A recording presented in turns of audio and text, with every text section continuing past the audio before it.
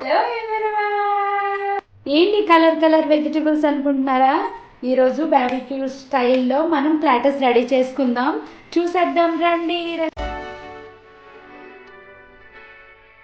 ఈ రెసిపీకి అయితే curd 1 bowl తీసుకున్నానండి.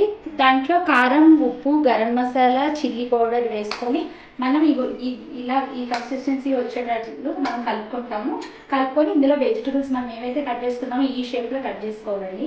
ఎందుకంటే మనం ఈ కవర్ స్టిక్కి మనం గుచ్చాలన్నమాట. సో ఇది కూడా ఇలా చేశాను. Onion, capsicum, green capsicum, yellow capsicum, next paneer మనం ఏంటంటే ఇలా స్క్వేర్ టైప్ ఇలా కట్ చేసుకుందాం. సో పన్నీర్ ఇలా మిక్స్ చేయాలి. ఇందులో పెరుగులో అయితే మ్యారినేట్ చేసుకున్నాం కదండి, దీనికి స్టిక్కి ఇలా గుచ్చుకుందాము. ఒకవేళ పెరుగు లూజ్గా ఉంది అనుకుంటే కొంచెం కార్న్ఫ్లవర్ కూడా వేసుకోవచ్చు. అది మన ఇంట్రెస్ట్ బట్టి. స్టవ్ మీద పెనం పెట్టుకొని కొంచెం నెయ్యి రాసుకొని అలా పెడతాము. పెట్టిన తర్వాత జస్ట్ ఒక క్యాప్ వేసుకుంటే